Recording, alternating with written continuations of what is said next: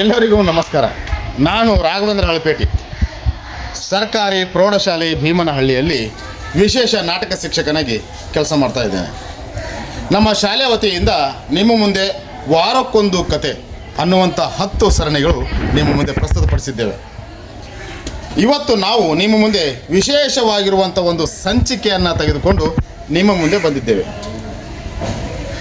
ಏಳಿ ಎದ್ದೇಳಿ ಭಾರತೀಯರೇ ಅನ್ನುವಂಥ ಶೀರ್ಷಿಕೆಯನ್ನು ಇಟ್ಟುಕೊಂಡು 9ನೇ ತರಗತಿ ವಿದ್ಯಾರ್ಥಿನಿಯಾಗಿರುವಂತಹ ಬಸ್ಲಿಂಗಮ್ಮ ಅವರು ನಿಮ್ಮ ಮುಂದೆ ಈ ವಿಷಯದ ಬಗ್ಗೆ ಒಂದೆರಡು ಮಾತನಾಡಲು ಇಷ್ಟಪಟ್ಟಿದ್ದಾರೆ.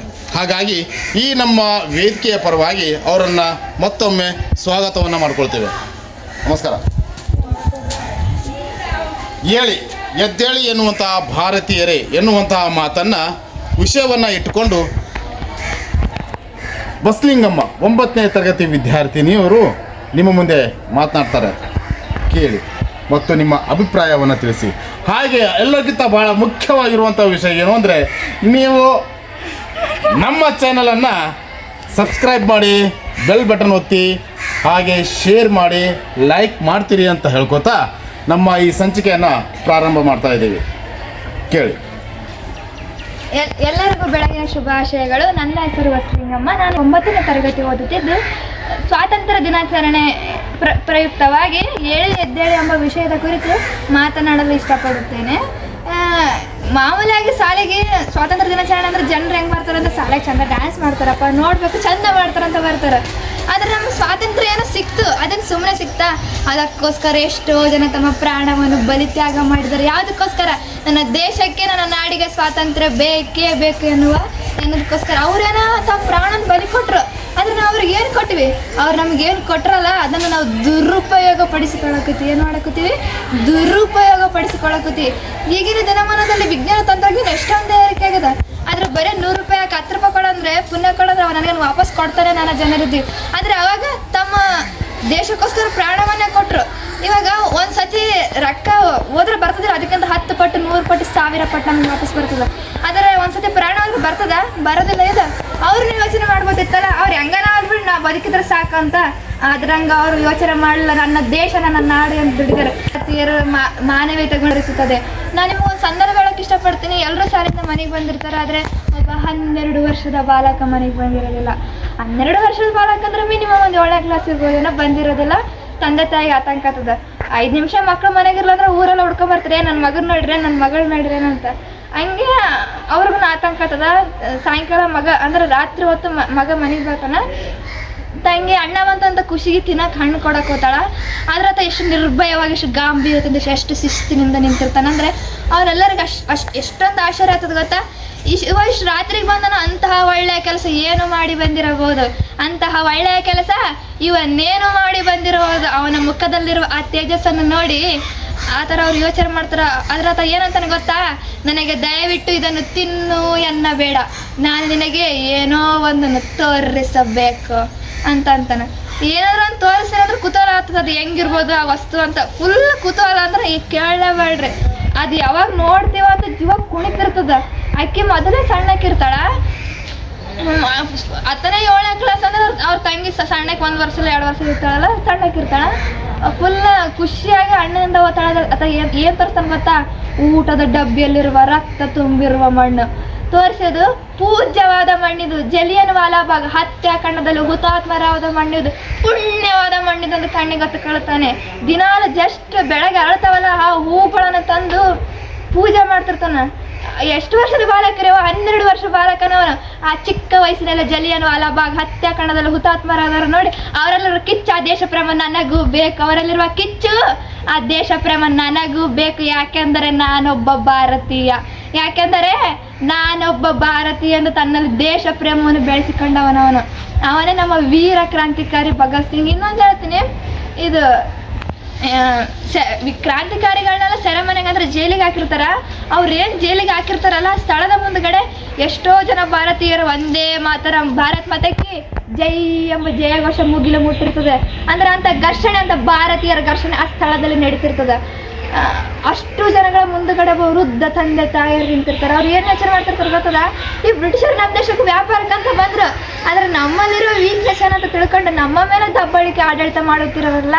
ಇವಾಗ ಸಿಕ್ಕ ಕ್ರಾಂತಿಕಾರಿಗಳನ್ನು ಹಿಡಿದು ಸೆರೆಮನೆಗೆ ಅಂದರೆ ಜೈಲಿಗೆ ಹಾಕುತ್ತಿದ್ದಾರೆ. ಮುಂದೆ ಏನಾಗುವುದೋ ಎಂದು ಯೋಚನೆ ಮಾಡುತ್ತಿದ್ದಾರೆ.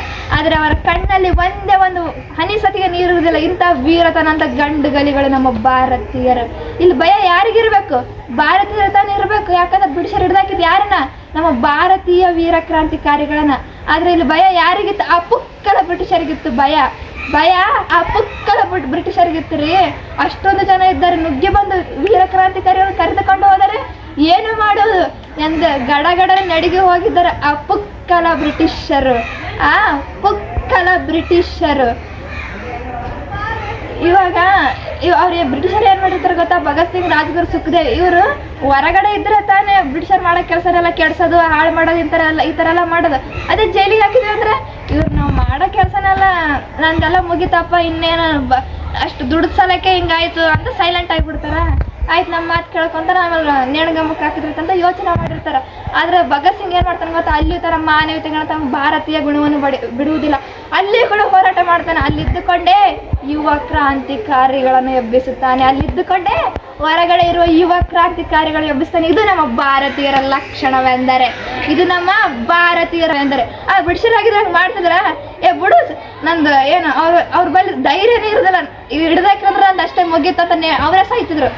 ಆದ್ರೆ ಭಗತ್ ಸಿಂಗ್ ಹಂಗೆ ಮಾಡಿಲ್ಲ. ಅಲ್ಲಿ ಯುವ ಕ್ರಾಂತಿಕಾರಿಗಳನ್ನು ಎಬ್ಬಿಸಿದ. ಇದನ್ನೆಲ್ಲ ನೋಡ್ಬಿಟ್ಟು ನಿಮಗೊಂದಲ್ಲ, ಎಂಥ ವೀರ ಕ್ರಾಂತಿಕಾರಿಗಳು ಸುಮ್ಮನೆ ಸಿಕ್ಕರ ದ್ರೋಹಿಗಳು ತಮ್ಮ ಪಕ್ಕದಲ್ಲೇ ಇದ್ದುಕೊಂಡು ದ್ರೋಹ ಮಾಡುವ ದ್ರೋಹಿಗಳು. ಎಷ್ಟು ಹುಡುಕ್ಬೇಕ್ರಿ ಇವ್ರನ್ನ ಇತಿಹಾಸದಲ್ಲಿ? ಅಲೆಕ್ಸಾಂಡರ್ ಬರಕ್ಕೂ ಇವರೇ ಕಾರಣ, ಕಿತ್ತೂರು ರಾಣಿ ಚೆನ್ನಮ್ಮ ಸಿಕ್ಕಾಕೊಳ್ಳೋಕ್ಕೂ ಇವರೇ ಕಾರಣ, ಸಂಗೊಳ್ಳಿ ರಾಯಣ್ಣ ಸಾಯಕ್ಕೂ ಇವರೇ ಕಾರಣ. ಎಷ್ಟು ಹುಡುಕ್ಬೇಕ್ರಿ ಇವ್ರನ್ನ ಇತಿಹಾಸದಲ್ಲಿ? ಇಂಥ ದ್ರೋಹಿಗಳೇನಾದರೂ ಇರಲಿಲ್ಲ ಅಂದರೆ ನಮ್ಮ ದೇಶ ಬ್ರಿಟಿಷರ ಕೈವಶವಾಗುವ ಅವಶ್ಯಕತೆ ಇರಲಿಲ್ಲ. ಅಷ್ಟೊಂದು ಜನ ಸ್ವಾತಂತ್ರ್ಯಕ್ಕೋಸ್ಕರ ತಮ್ಮ ಪ್ರಾಣವನ್ನು ಬಲಿತ್ಯಾಗ ಮಾಡುವ ಅವಶ್ಯಕತೆಯೇ ಇರಲಿಲ್ಲ. ಅಕಸ್ಮಾತ್ ಇಂಥ ದ್ರೋಹಿಗಳೇನಾದ್ರೂ ಇರಲಿಲ್ಲ ಅಂದ್ರೆ ಆ ಬ್ರಿಟಿಷರು ತೋರಿಸುವ ಬಂದೂಕಿಗೆಲ್ಲ ಹೆದರಲ್ಲ ಈ ನಮ್ಮ ಭಾರತೀಯರು. ಅಕಸ್ಮಾತ್ ನನ್ನ ಸಾಯಿಸ್ತೇನೆ ಅಂದ್ರೆ ಸಾಯಿಸು, ನನ್ನ ದೇಶಕ್ಕೋಸ್ಕರ, ನನ್ನ ನಾಡಿಗೋಸ್ಕರ ನನ್ನ ಪ್ರಾಣ ಹೋದ್ರೆ ಸರಿ ಅನ್ನುವ ಗಂಡು ಗಲಿಗಳು ಈ ನಮ್ಮ ಭಾರತೀಯರು. ಇಂಥ ದ್ರೋಹಿಗಳೇನಾದರೂ ಇರಲಿಲ್ಲ ಅಂದ್ರೆ ಆ ಪುಕ್ಕಲ ಬ್ರಿಟಿಷರಿಗೆ ಎಲ್ಲಿ ಬರಬೇಕು ಈ ನಮ್ಮ ಭಾರತೀಯರನ್ನು ಮುಟ್ಟುವ ಧೈರ್ಯ? ಆ ಪುಕ್ಕಲ ಬ್ರಿಟಿಷರಿಗೆ ಎಲ್ಲಿ ಬರಬೇಕು ಈ ನಮ್ಮ ಭಾರತೀಯರನ್ನು ಮುಟ್ಟುವ ಧೈರ್ಯ? ಅವರು ನಮ್ಮ ಕಾಲಿನ ಧೂಳಿಗೆ ಕೂಡ ಸಮವಿಲ್ಲ. ಈ ಧೂಳಿಗೆ ಕೂಡ ಸಮವಿಲ್ಲ. ಅಷ್ಟೊಂದು ಅವ್ರು ನಮ್ಮ ದೇಶಕ್ಕೆ ನಿಯತ್ತಾಗಿ ಬಂದ್ರ, ವ್ಯಾಪಾರ ಮಾಡ್ತೀವಿ ಅಂತ ಕಾಲು ಬಿದ್ದು ಬಂದರು. ಆಮೇಲೆ ನಾವು ಹೆಂಗಿದ್ದೀವಿ ಅಂತ ತಿಳ್ಕೊಂಡು ನಮ್ಮ ಮೇಲೆ ದಬ್ಬಾಳಿಕೆ ಮಾಡಿದ್ರು. ಅವ್ರು ನಿಯತ್ತಾಗಿ ಬಂದವರಲ್ಲ, ನಮ್ಮ ಮೇಲೆ ಸಂಚಕಾರ ಹೊಡಿ ನಮ್ಮ ಮೇಲೆ ದಬ್ಬಾಳಿಕೆ ಆಡಳಿತ ಮಾಡಿದವರು ಅವರು. ಇದ್ರನ್ನೆಲ್ಲ ಕೇಳ್ಬಿಟ್ಟು ನಾನು ನಿಮ್ಗೆ ಏನು ಹೇಳೋಕೆ ಇಷ್ಟಪಡ್ತೀನಿ ಅಂದರೆ, ನಮಗೆ ಸ್ವಾತಂತ್ರ್ಯ ಏನೋ ಸಿಕ್ತು, ಸುಮ್ಮನೆ ಸಿಗಲಿಲ್ಲ, ಅದು ನಮ್ಮಿಂದಲೇ ಸಿಕ್ತು. ಯಾವ ಗುಣಗಳಿಂದ? ನಮ್ಮಲ್ಲಿರುವ ದೇಶ ಪ್ರೇಮ, ನನ್ನ ನಾಡು ನನ್ನ ನೆಲ ಎನ್ನುವ ದೇಶ ಪ್ರೇಮದಿಂದ ಸಿಕ್ಕಿತು. ಇವಾಗಲೂ ಕೂಡ ಎಷ್ಟೋ ಕಂಪ್ನಿಗಳು ನಮ್ಮಲ್ಲಿ ಆಡಳಿತ ಮಾಡಕ್ಕೂತಾವೆ. ಇವಾಗ ನಮ್ಮ ಕಂಪ್ನಿಗಳು, ನಾವು ಹುಟ್ಟಾಕಿರೋ ಕಂಪ್ನಿಗಳು ಜಾಸ್ತಿ ಆಯ್ತಿದಿಲ್ಲ, ಬೇರೆಯವ್ರು ಹೊರಗಿನ ದೇಶದಲ್ಲಿ ತಂದಿರೋ ಕಂಪ್ನಿಗಳು ಜಾಸ್ತಿ ಇದು ಮಾಡ್ಕೊತಾವ. ಅದಕ್ಕೆ ಹೇಳ್ತೀನಿ, ಹೇಳಿ ಭಾರತೀಯರ ಎದ್ದೇಳಿ, ನಮ್ಮ ನಿಲುವನ್ನು ನಾವು ಸಾಧಿಸಬೇಕು. ಅವ್ರು ಬಂದಾರಲ್ಲ, ನಾವೇನು ಮಾಡ್ಕೊತೀವಿ ಗೊತ್ತಾ? ನಮ್ಮದು ಚಂದ ಇದ್ರೂ ಅವ್ರದ್ದು ಇಷ್ಟಪಡ್ತೀವಿ. ಯಾಕಂದ್ರೆ ನಾವು ಇರೋದು ಯಾಕಂದ್ರೆ ನೋಡಿ ನಮ್ಗೆ ಇಷ್ಟ ಆಗೋದಿಲ್ಲ. ಹೊಸ ಇನ್ನೂ ಚಂದ ಇರ್ಬೇಕಂತ ಬರ್ರಿ ಇನ್ನೊಂದು ಅಂತ ಯೋಚನೆ ಮಾಡ್ತೀವಿ. ಅದಕ್ಕೆ ಹೇಳ್ತೀನಿ, ಹೇಳಿ ಭಾರತೀಯರು ಎದ್ದೇಳಿ, ನಮ್ಮನ್ನು ತಾವು ತಿಳ್ಕೊಬೇಕು ಅಂತ ಹೇಳುತ್ತಾ ನಾನು ಸ್ವಾತಂತ್ರ್ಯ ದಿನಾಚರಣೆ ಬಗ್ಗೆ ಹೇಳಿರುವ ಈ ಪುಟ್ಟ 2 ಮಾತನ್ನು ಏನಾದರೂ ತಪ್ಪಾಗಿರೋ ಶ್ರಮಿಸಬೇಕಂತ ಕೇಳ್ತಾ ನಾನು 2 ಮಾತನ್ನು ಮುಗಿಸುತ್ತೇನೆ. ಧನ್ಯವಾದ. ಹೇಳಿ ಎದ್ದೇಳಿ ಭಾರತೀಯರು ಅನ್ನುವಂಥ ವಿಶೇಷ ಸಂಚಿಕೆಯನ್ನು ನಾವು 11ನೆಯ ಸಂಚಿಕೆಯಕ್ಕಿಂತ ಮೊದಲು ಈ ಸಂಚಿಕೆಯನ್ನು ಬಿಡುಗಡೆ ಮಾಡ್ತಾಯಿದ್ದೀವಿ. ಅತಿ ಶೀಘ್ರದಲ್ಲಿ ನಾವು ನಿಮ್ಮ ಮುಂದೆ ವಾರಕ್ಕೊಂದು ಕಥೆಯ 11ನೆಯ ಸರಣಿಯನ್ನು ತರ್ತಾ ಇದ್ದೀವಿ. ನೋಡಿ ನಿಮ್ಮ ಅಭಿಪ್ರಾಯವನ್ನು ತಿಳಿಸಿ ಅಂತ ಹೇಳ್ತಾ ನಾವು ಈ ಕಾರ್ಯಕ್ರಮವನ್ನು ಇಲ್ಲಿಗೆ ಮುಗಿಸ್ತೀವಿ. ಧನ್ಯವಾದಗಳು.